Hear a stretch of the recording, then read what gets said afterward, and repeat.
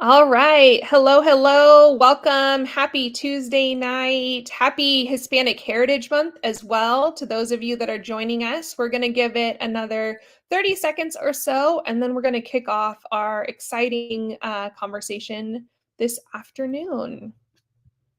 Dr. C, in the spirit of Hispanic Heritage Month, what's your favorite thing? What's your favorite cuisine or favorite dish from the Latino community? Tamales. Stop! I was just about to say that. Really? Yes.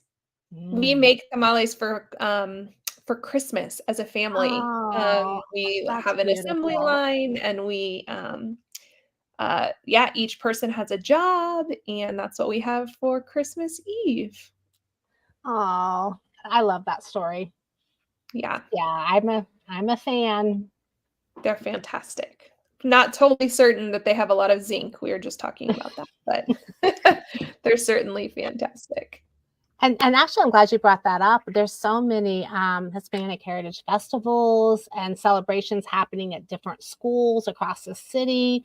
I know I was at a school today on the west side, and they're having this big event on September 26th. And there's so many different schools that have these incredible celebrations this month. So I'd encourage you guys to all check those out. Yeah, I agree. There's lots of great things. There's also some great things since in the spirit of talking to teachers, we've got a Latinx Educator Summit coming up on the 21st as well. So we'll make sure if you're on tonight, if you're following Teach Indy, you should get that information. But yeah, I want to just encourage everyone to be connected to all of the great things that are happening across the city. And with that, Dr. C, I think we should get started. What do you think? Let's do it. Excited. So excited to be here today. Awesome. Awesome. Well, good evening, everyone. For those people that don't know me, my name is Sarah Marshall, and I'm the executive director here at Teach Indy. Teach Indy is a nonprofit that works across Marion County to think about how we might support, develop, and elevate the educators as the experts that they are. We are thrilled to be joined tonight by some incredible teachers. We love these teacher conversations because teachers often don't want to step up and say, hey, I'm an expert. And we're always like, yes, you are. You're absolutely the expert. So we're excited that you all are going to get to hear from our experts this evening. This is part 2 of our conversation. And we're just really excited to have you join us. So if you're joining us online, feel free to leave us a comment, leave us some questions throughout the session so that we can bring you into the conversation if you're joining us live and listening. So with that, here's what I'd love for you to do if you're joining us online. I'd like for you to say what your name is if you're a teacher, where do you teach, and then drop us an emoji that describes how you feel about parent-teacher conference. So just to have a little bit of fun, drop us an emoji, let us know what you're experiencing, and then we'll have a little bit of fun today too. Without further ado, I'm going to toss things over to Dr. Carlotta Cooprider. She has served Indiana in a myriad of ways. She's one of my favorite education leaders here in the city. So for over 25 years, she's worked in multiple roles including being a teacher herself, an administrator, and a consultant. And she's done work with the Indiana Department of Education. She's been the dean of a graduate school of education. And really, she is one of the top people, I think, in thinking about how to communicate and leverage communication for teachers. She's also really thinking about how do we create a roadmap that builds trust between families and teachers and students, et cetera. So I'm excited that she's going to be joining us tonight and leading us through this kind of GPS conversation to kind of guide us and steer us in how to use strong communication towards an intended destination. So with that, Dr. C, I'll turn things over to you, and thanks again for joining us and leading us tonight. Yeah, absolutely. Wonderful to be here. Thank you, Sarah. I was thinking about your GPS piece, and I know probably some of our other educators are out there driving on 465 right now, and I was on 465 today for a whole long time, and it made me think about how that analogy is so good because we're all headed in the same destination around improving our communication as educators, and there's lots of different ways to get there. And so lots of different routes, and we're going to hear about some of those best practices tonight from other educators. Really just want to name that kind of what Sarah had said. I really enjoy leading conversations with teachers in our community. I feel like that every time I talk to a teacher, I learn something. And it's always even more powerful to put together a group of teachers and see what happens from that conversation. I think that's where really authentic learning takes place. So with that, we have some other educators with us tonight that's joining. And we know that the preparation can really be the key to this way to focus on communication and build trust with our families. So with that, we're going to welcome our other panelists to our space. Welcome. If you're driving, imagine fireworks and all kinds of fun stuff happening right now because we just welcome some folks. So joining us tonight, we have a former elementary teacher who is now pursuing their passion for music. We also have a high school AP African Studies and Social Studies teacher. And we also have a middle school science teacher. So all together, we're going to kind of exchange ideas. We're going to share experiences, discuss best practices, and welcome Sarah Locke. You want to say, hey, Sarah, say anything? Hi, I'm very excited to get to chat with everybody tonight. Awesome. Welcome, Nina West. Come on off. Hello. That's all I have to say. That's all good, Nina. That's cool. And Kitten Haynes, welcome. Hello. Excited for a good conversation. Yeah, me too. Thanks, guys. All right. We're going to really jump in, really start thinking about this roadmap to success. And I just really want to name to our other educators out there, this is really interactive, right? So please continue to engage with us in the chat. And we're just going to start talking. Imagine we're all sitting in a coffee shop and we're having to get ready for these conferences. And we're like, why do these conferences even matter, right? So with that in mind, why do conferences matter? Kick us off, Sarah. What do you think? So I just finished up being a second grade teacher for 2 years, and now I'm a elementary school music teacher in the same school. And what I've seen over the years of why conferences matter is, for me, they're really a bridge between you and another huge part of students. Kids only spend 20 to 15% of their lives in a classroom, whereas the whole other percent they're at home. And bridging that gap is very, very, very, very important, because then you can have better communication and you can understand them better. You can find what makes them tick and provide them with more equitable education. So that's why I think conferences matter so much. I see what you did there, Sarah, with the whole roadmap analogy. You talked about a bridge. Boom. Nina, what do you think? Why do conferences matter to you? Yeah, when reflecting about this question, I think that conferences matter because, again, as Sarah stated, like, you are bridging the gap, again, with the bridge analogy. You're bridging the gap with this new student and this family. And so you need to understand just the different ways that the student operates. And it's important because some of the same ways that the student operates just within their everyday life, they're going to also operate that same way within class. And as teachers, a lot of times we see a lot of good and bad behavior, and it's important for us to understand how to deal with the behavior, whether good or bad. Yeah, kind of that, like reading the room, right? Like looking for those traffic signals, right, of conference communication, and really your ability to really kind of stop and listen and see what's happening. Kenton, what would you add?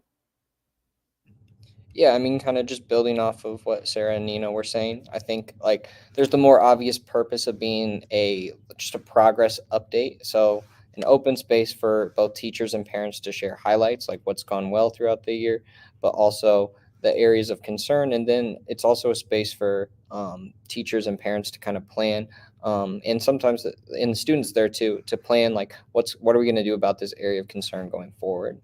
And then I also think one of the areas we don't necessarily, or one of the more backstage purposes of parent-teacher conferences is really an opportunity for both teachers and schools to just build on that family engagement piece. So Mm. how are you interacting with your families? Are you inviting teachers to come out? Or are you inviting parents to come out to conferences? Do they feel welcome there? Is there materials prepared? Is it something that the school is actually using for a productive purpose, or is it just Yeah. another box on the checklist? Like, is there an Mm. actual purpose behind them? Oh man, I'm really glad you brought that up. That because I was thinking about, putting my parent hat on. There's been so many times, Kenton, where I did feel like it was just a checkbox, right? And I was like, oh, we got to do this, and it's on the calendar, but I never really knew what the school did with the data, or if it really was important. And you bring up another point too, where it kind of sets the stage for that family engagement, right? Like it's one of the first events of the year, and it just really kind of starts building that trust in how you show up, and are you prepared. And I know we talked all this about this a little bit too, but I just think this other piece that was brought up in this part of the conversation is the importance of actually inviting the family. I was actually doing a family focus group in my other world today, and one of the things that the families were talking about was that they'll get all of these automated messages, right? So this particular family I was talking about has 4 students in the school, and they get these automated messages about these events. Hispanic Heritage is coming up, family conferences is coming up, but yet they don't ever get a personal invite. They don't get a personal call or a personal text. And so I love that you kept that in front of us. Thank you for that. So it makes me also think about, we talk about, family conferences. We can read about on paper. There's a lot of great articles and resources out there we can even talk about. And then we plan for it. We meet with our administrators, and there's a checklist of things we have to prepare for. And we put up the student work, and we set out the treats or whatever. And that's one side of family conferences. But then there is also another side where, think about a situation where maybe things weren't going the way you thought they were going to go as far as your communication. And all of a sudden there's some miscommunication, there's lack of communication, and you actually had to kind of stop the conversation and listen or yield to others, and maybe even listen with empathy. And that probably looked differently and even felt differently. When you kind of think about that, I know, Kenton, we kind of ended with you, but maybe getting your voice back in this space. Can you share a time where maybe you experienced that, or a conversation you've had with others where you had to stop a conversation you were having with a family member and kind of redirect it? Yeah, for sure. So I can think of one specific time where just during like the initial portion of the conversation where you're telling the parent how their student's doing in class. And I just mentioned that the student was kind of regularly opting out of work, and the parent kind of stopped me right there. And without delving too much into his situation, there was just lack of knowledge on my part that could have that caused me to make an assumption that could have been resolved with a simple like parent communication or just investigation into the situation further. And then like in that situation, like I realized I was wrong and kind of admitted to that. But then also kind of turning the conversation around to like the actionable portion of it. Like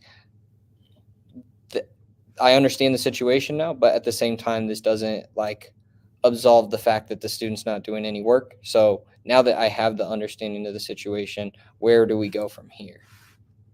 Wow, what I heard from that as a parent, you're acknowledging them. Mm-hmm. And I love the way you said, where do we go from here? And you're including them. Wow, that's pretty powerful. Nina, what do you think? Or Sarah, jump in. Anybody? I just want to add on what Ken said. I just really like that you emphasize the we portion of it. I think that a lot of times parents come in and they do get those automated messages like Dr. C's talking about. They don't hear from a teacher, and then they come in and you only have 15 minutes and you've never done this before. And you're like, oh my God. And I've got to talk about hard things like potential retention, or your grades are not doing well, or you're opting out of work, right? And it's easy for the parent to come in angry or upset, right? I had one parent who I said, hey, your child's up for potential retention. And she literally said, wow, that's a direct reflection of me as a parent, that she's potentially getting retained. And so in that moment, just, yes, stopping the conversation, listening with empathy and saying, no, it's not. You are amazing at what you do. Let's work together to make a plan, because sitting here and making yourself more and more upset, making the child upset, is not going to help you or the child or me get them where they need to be. So Kenton, you're awesome. Yes, it's definitely a we getting it together. Great reminder. Yeah, that'd be a hard conversation, Sarah. What do you think, Nina? You got anything besides we? What are you thinking? To jump in, I can definitely. So at my school, we don't have advisory, we have village, and I consider myself a very one. The ideology around village is that it takes a village to raise a child, but also I think as a village leader at my school, it's in. Like, again, back to the bridge analogy, I am the bridge between the parent and the school. And I definitely remember there was a hard conversation that had to be had with one of my villagers. And again, like using the languaging of we, the parent and I were not on the same page. And there was also a breakdown within communication between me and the school, but also the parent, and the parent did not feel as supported. And I think that at that time I wanted to be like really, really defensive. And I think that's a human nature and reaction. Like, no, we do this for your child and this and this. And I can name all the things that we do for you and etc. But I think in recollection, I should have just stopped and said, you know what, I apologize. Because in my personal opinion, you can't, as I'm learning and growing, you can't tell someone that they're wrong for how they feel, because that then creates a further disconnection between you and the parent, and that's not what we want. So in moments when you're having an unproductive conversation, I would listen and say and own up. Yeah, I am so sorry. I am trying my very best. Like, is there any other way, or what would you have rather I done in this situation, or how can I better support you, or how can we get on one accord, and etc. Because I feel like those are the only ways to stop an unproductive conversation, is to listen and yield, but also apologize and be very sincere and genuine within the matter. And I feel like if I would have done that, it would have smoothed over the relationship that I have with the parent.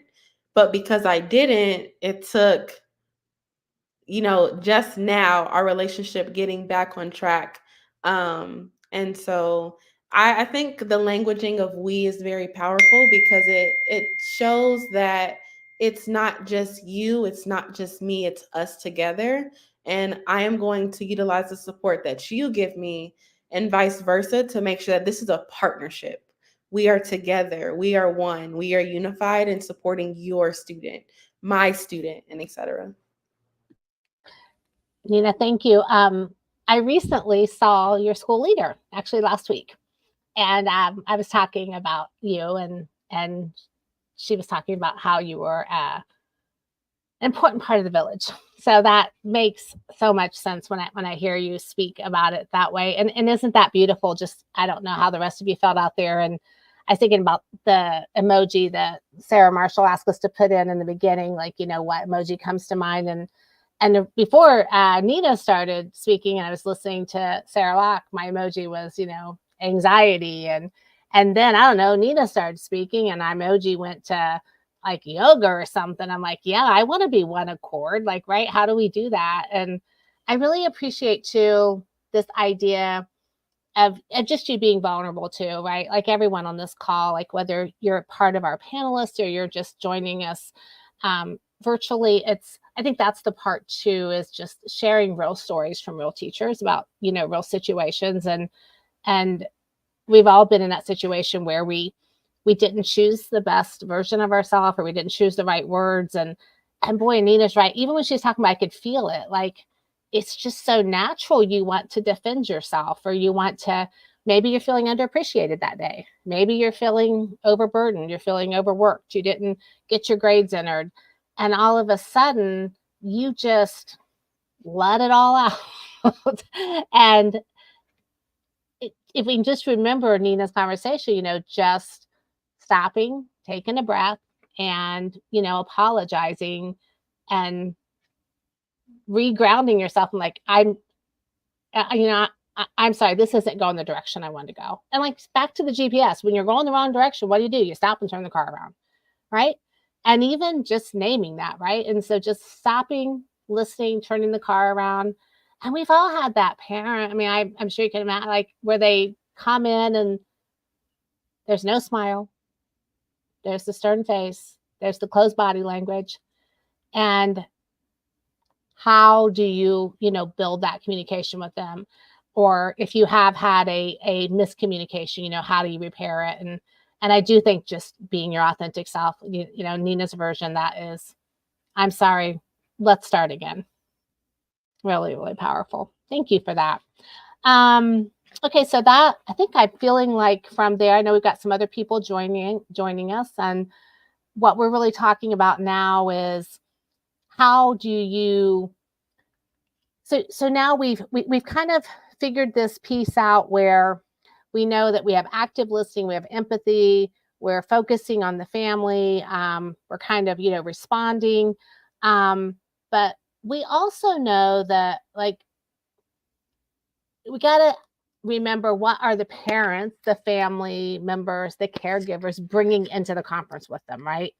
So maybe they are bringing a difficult call they've had with you, or maybe they're bringing some other baggage about, maybe they're mad at the PE teacher, right? Or maybe they're mad at the lunch lady, or they're mad at somebody. So when you kind of think about this, like, as we think about what it feels like to be a teacher, also thinking about what it could feel like to be a parent, right? And so I know for some parents, in doing some research on this topic about, why I'm not involved, and for all of our listeners out there, we'll share these resources too. And they're kind of interesting. There's a whole article called Why I'm Not Involved, Parental Involvement from Parents' Perspective. And the idea there is that parents don't always feel welcome. And they don't feel like they're really part of the conversation, or they don't feel like the family conference is really what they need. So as you think about in your schools, and I know you're all at different grade levels, even our listeners out there, it seems like, and this could be wrong, but it seems like at the younger grades, our families are pretty involved, right? Bringing some tissue boxes in, and maybe even a cookie for the teacher, or, a little appreciation card or something. And it seems like as the students get older, that families can become less involved. So, I mean, I'm curious to what ideas do you have, regardless of the age of the students or your scenario? How do you keep families engaged, right? How do you keep them coming to these conferences, and not just the conferences, but engaged in the communication, so this very important conversation starts happening? How do you keep them engaged? Anybody can jump in here. What do you think? So for me, I think it's also, parents should be getting communication about their child throughout the year. And I feel like that's how you keep parents engaged, because like, it's about the good, it's also about the bad, but the parent knows, okay, I'm hearing from Miss So-and-so or Mr. So-and-so, they care about my child, so I'm going to keep interacting with them. And I can think about one particular moment where I have this really good relationship with a parent, and she hugged me and she was like, I knew you were going to be great.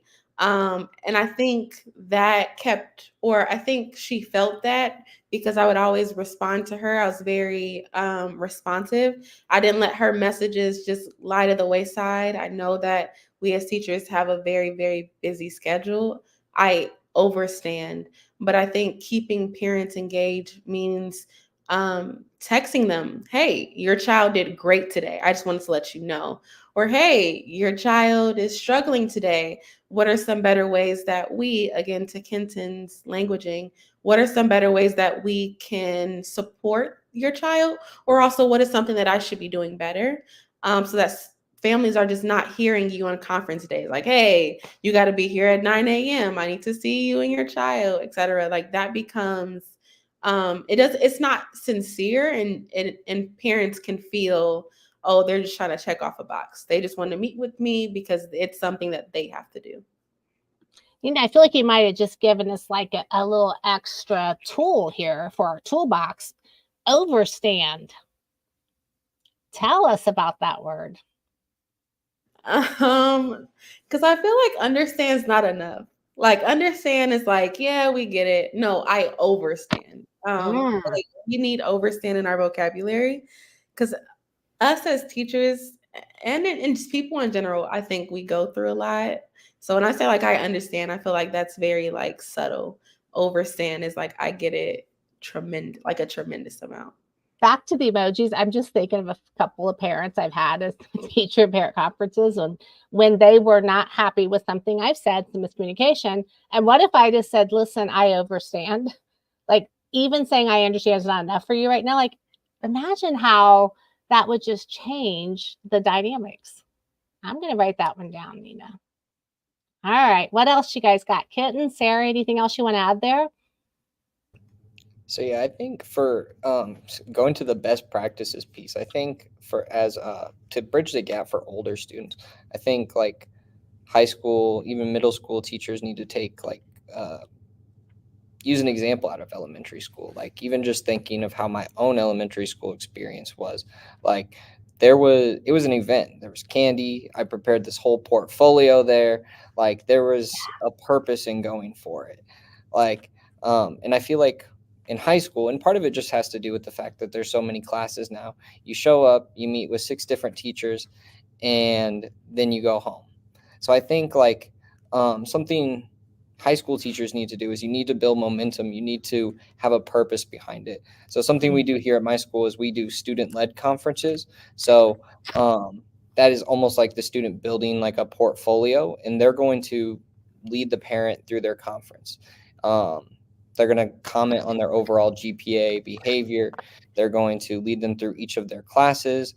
And a lot of it brings up like good conversation pieces. Like the parents are asking the right questions. Well, why does your work look like that in this class, but not in this class? And then that's where I can chime in and maybe point them in the right direction of how to communicate with that teacher, or maybe it highlights some gaps that they're having with the content. So I think really the key is just like building momentum behind the conference, and then like giving parents a reason to come to the conference. I'm not just getting a progress update, but it feels like an event when I go. The school put time and effort into holding this event, and I feel welcome in this space. That's a great point. Yeah, I mean, even like when you're talking about that and just having a portfolio and it being focused on what the student's doing well. And there was one article I was reading, like, why don't we call it a progress conference? And that's kind of what you're talking about, right? With you're looking at the students' progress, and they're involved and they're engaged and they're leading it. And it's just meaningful. And there's something kind of sacred about it. Great reminder. I was just sitting over here like, yes, Kenton, yes. You don't have to be young to have some fun, okay, friends? Like you can bring the elementary, you can bring the fun to these older kids. They love it. The parents love it. Everybody loves it. Everybody wants to have fun. And I know this is more of a question for older grades. So I'll just say one more thing. I think we really need to stamp it is so important to try and have these conversations in person. It is so important to actually meet with these parents. My first year of teaching, I really was like, oh, I can do these over the phone and they count. Oh, great. That's fine. I'll just check my little box. I met with them or I called them. It's fine. And then I was getting all these upset parents, and I was like, why are people upset? Why is this not working? It's because we never sat down to actually have a conversation, and you can't read people's emotions over a telephone. You just can't. And I know with COVID, it made things even harder for people to want to be in person, to want to come in and do stuff, because I can just hop on a Zoom call, right?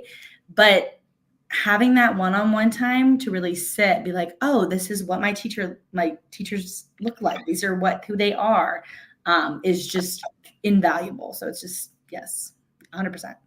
That in person. Yeah. Oh boy. I'm glad you mentioned that. It makes such a huge difference, doesn't it?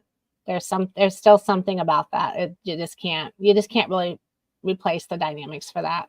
And there's just something, I don't know, more communal, right, about that. Back to Nina's point about being a village, yeah, that is a really great point. Sarah, Nina, go. Yeah. I was just going to add one more thing. I just think back to Sarah's point, I think it's very important to keep families engaged and like talk to them whenever. So like if you see a family of a child that you like have been waiting to meet, like run to them during the car line, like, hey, I want to, and I feel like parents feel that energy where it's like, oh, this teacher is actually wanting to be involved in my child's life. And so talk to them. Again, progress calls and etc. I feel like when we're thinking about bridging the gap, I think also in high schools, there's not a lot of back to school nights that I've heard of. I could be wrong, but I think when we're thinking about the importance of back to school nights, they're important so that the families can meet the teachers.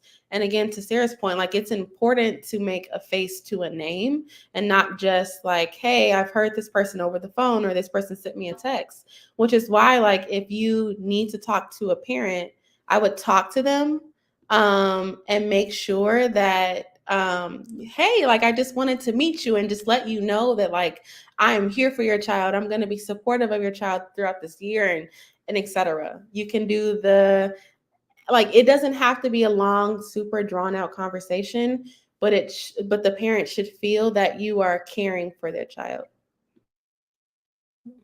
Really, yeah, great reminder. And it's somehow the face-to-face piece, and you're all saying this, and I'm curious to what some of our folks out there virtually think too, but it reminds me of when I was attempting to increase my my family conference attendance and get people involved, and a new family had moved into the school that I was teaching at. And they actually they were an international family from Hong Kong, and they had taken this job. They were still, they were coming here to work, I think, for Eli Lilly or a pharmaceutical company locally. And they were very anxious about moving into a community where there wasn't a lot of individuals that looked like them or had a common language or, common cultural traditions. And I remember that they just, I had a difficult time connecting with them in the beginning. And I remember I reached out to the mother and I said, hey, what does connection look like to you? How would you like to communicate? Because they weren't coming to some of these things. And I still remember her saying, well, we need to have tea. And I remember thinking, well, okay, how do we do that? We can go to Starbucks.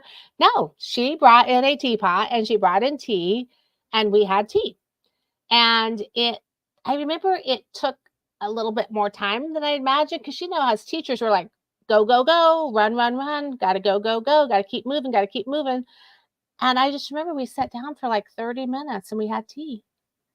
And once we had tea, then she was engaged.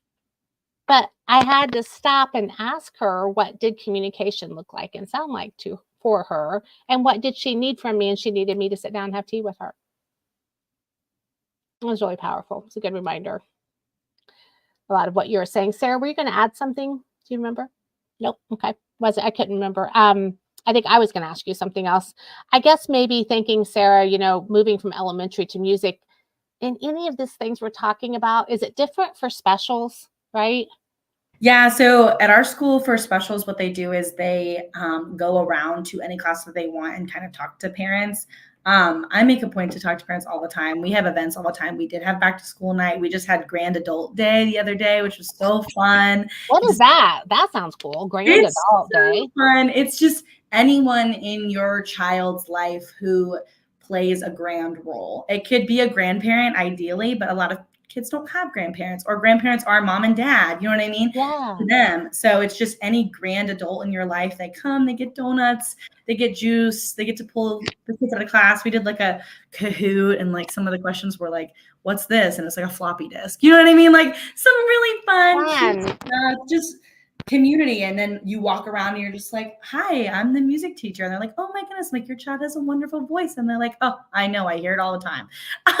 So, but yeah, it's the same for me. I just get all the kids, not just my little 20.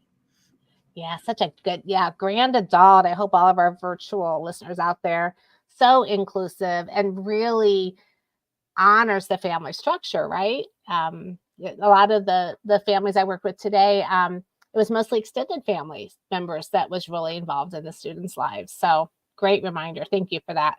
Again, we're gonna have some great resources we'll be sharing too. Different articles and research on topic, but we're going to keep moving because we also know that your time is valuable. And so let's jump on our last topic that I really want to talk about just for a few minutes is kind of thinking about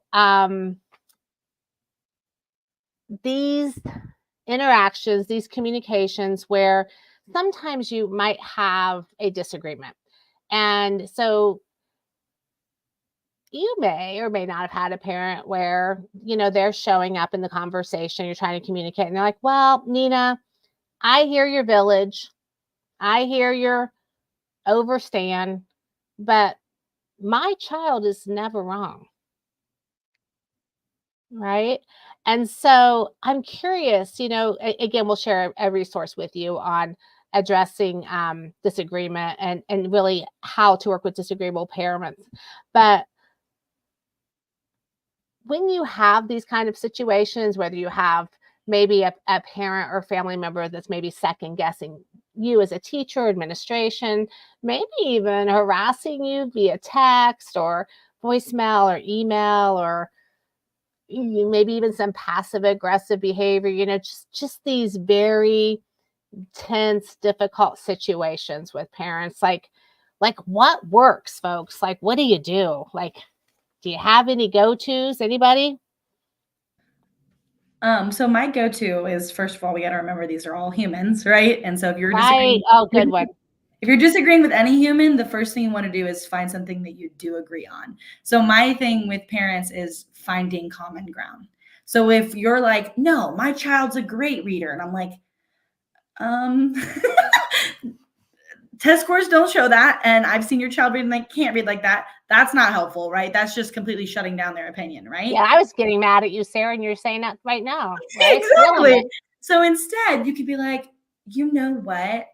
Sally is really great at making friends. Sally's really great at math. Sally's really great at word problems. Sally's really great at these other things." Or even like, that's why you got to get to know these kids, right? Be like, "You know what? I think she does have the potential to be a great reader. Let's find some books about baseball. She really likes baseball. Let's find some books about baseball, or let's find some books about cooking. She loves cooking. Maybe that will help her, be more interested." Also, at the same time, you want to come with information that's also like, I like to say, like kind of sprinkled in.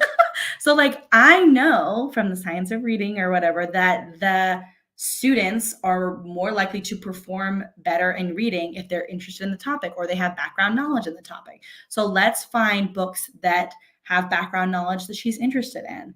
And then reaffirming it with that "we" that Kenton was talking about. Like, Nice.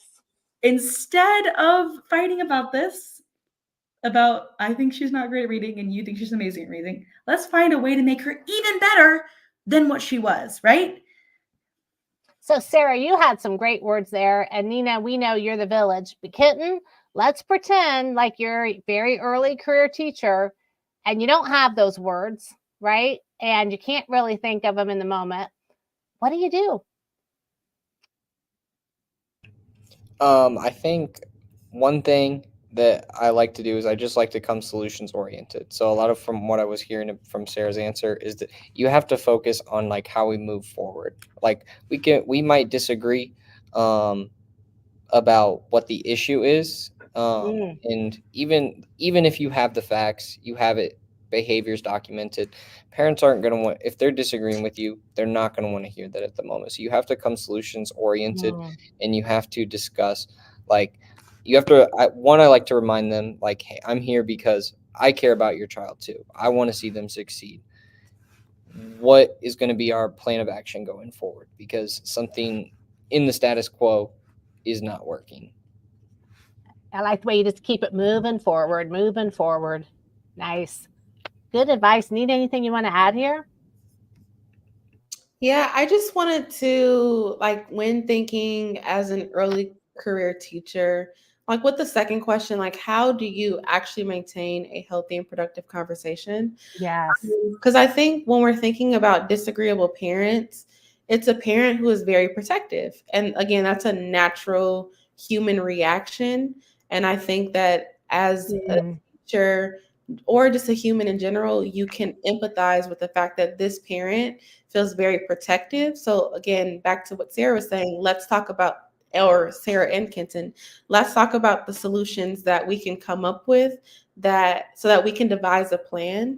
But when talking about maintaining a healthy and productive conversation, I really think it's important to do not point the finger. Like, no, you're wrong, your student, etc., because that does not create someone who is already protective to push down their guard. And so then I would maintain like a level tone, very monotone, like, hey, I apologize if there's anything that I said that offended you. Again, like, I want to be a support for your child. I understand where you're coming from. And I'm just prefacing this based on what I've seen. Please correct me if I'm wrong. Are you seeing anything different? Again, I feel like when you're asking those guys, I would seek to be curious in order to maintain a healthy, productive conversation. Seek to be curious because you can then allow the parent to give you information and then you can give them information, and that will create a productive conversation that just flows. Like how we're flowing with like Sarah, like Kenton, like we're all having a conversation because I'm not like, no, Kenton, you're wrong. This is how you do it. Or like, no, Sarah, I disagree with what you said. I'm like, I didn't think about it like that. Like, oh, like, okay, Sarah, that makes total sense. Sarah, what can I be doing better? And etc. And I feel like that makes people feel more comfortable if you approach difficult conversations and seeking clarity and just being eager to be curious. Boy, great points. Okay, so some takeaways I heard from you all. I really heard this idea of focusing on solutions, right? Being curious, definitely active listening. That idea of we showing appreciation, acknowledging, the family. That solutions oriented plus being curious equals great advice and happy parents. Truth. Love this idea of a partnership, being mindful, respectful. So many great takeaways here. All right, folks, we are getting ready to kind of wrap up this session as we're focused on our time here. Again, really encourage anyone out there who wants to include any final comments to jump in. But I can't stop thinking about this roadmap to effective communication, and really want to thank all the folks that we had joining us tonight. And I know that you already gave some great last words, some last advice on some key takeaways there. Any other final thoughts, like a last sentence or two before we turn this part of our show back over to Sarah from Teach Indy? When reflecting, I feel like a lot of schools provide different resources for teachers. And so I would say, like, for veteran teachers, if you notice that someone who's early within their career, I would say, like, hey, I see that you're really anxious. Would you like to role play? Like, I can be the parent, you can be the student. And then that can provide one, the first year teacher to feel more confident, or someone who's getting into the new career or just trying to find their footing. And then you also, as the veteran teacher, can provide more support so that when they're first meeting with the parent, they feel more confident. And again, like, it might not take away all of the nervousness that they feel, but they at least have more resources than just going into the conversation without any added tools or additional tools. Couldn't have said it better myself. Great reminders. Anyone else? I can say kind of advice, I guess, to more early on teachers. I think for me, in my experience with my first parent teacher conferences, it's very easy to kind of just, tell the parent, especially if the child's sitting there, that they're doing great, and just move through the conferences. It's a very anxious experience, but this is a time for you to plan and this child's future in your class. It's a time to help them be successful. So you have to be honest, and it's a time to have those difficult conversations. But I think by attending talks like this and speaking to veteran teachers, you can learn how to manage those difficult conversations. And I think for me, the biggest piece has been just having a growth mindset, because you're going to make mistakes. You're going to mess up. Like Nina said, like, she's reflecting back, like, oh, I wish I handled that better. But we're all growing and we're all changing. And so being able to learn from things that have happened and be open to any opportunity of growth. My parent may teach me something new. Dr. C may teach me something new. Nina might text me tomorrow and be like, hey, did you know about this? You got to be open to grow and open to change, and just try. It's all good. Thank you, everyone. We could continue to have this conversation, but our time is up. I know we want to get other voices in the space, and we've saved some time for any of our virtual folks that's attending us to also throw any questions they may have in the chat. And we'll go ahead and monitor that too. I know as we're monitoring that, I know there's also some next step information from Sarah Marshall. Yeah, absolutely. Thank you again to our panelists for just sharing your wisdom. I tell you, every single time we bring teachers on, we leave so much wiser. So thank you, all three of you, and Dr. C for moderating our conversation today. As always, we want to make sure that we get you some of the resources that Dr. C mentioned in addition to other resources. So in the chat, we're going to drop a link for a survey, very short, and it really will just get you access to some additional resources. So if you don't mind just taking that survey real quick, then we can send over some of the materials that were referenced today and some additional ones. Also, if you have a resource that you have from conferences that you use, that's great. I heard some great resources around like student-led conferences. Not everybody does that. So if you've got a great blueprint to go with our template, right, to go with our GPS, if you've got a good Google Map version of how you walk through your conferences, we would be super open to that. So again, if you don't mind taking a minute to complete the survey, that would be great. And then the last thing that I will share is one of the things that's helpful for us at Teach Indy, and I think Sarah mentioned this earlier, is it's great to do these conversations online. It's equally as cool and sometimes even better when you bring people together in person. So we have our first in-person workshop. Our Workshop Wednesday series kicks off next week, where we're going to actually be working and discussing building relationships with students and families. It really builds on these last two conversations that we've had. This is a free event for teachers to attend. It's downtown at the Cohatch, and we will actually have a really fun launch party at the same space right after this workshop. So we'd love to have you come down. You get to have a conversation with educators to discuss just how are you building relationships? What's working? What do you need support with? And then, we'll have some fun, because teachers love to have fun. So I think with that, I will just say thank you again to everyone for joining us. Thanks for those that were active in the chat this evening. And we look forward to seeing you at our workshop series next Wednesday. Thanks, everyone. Thank you.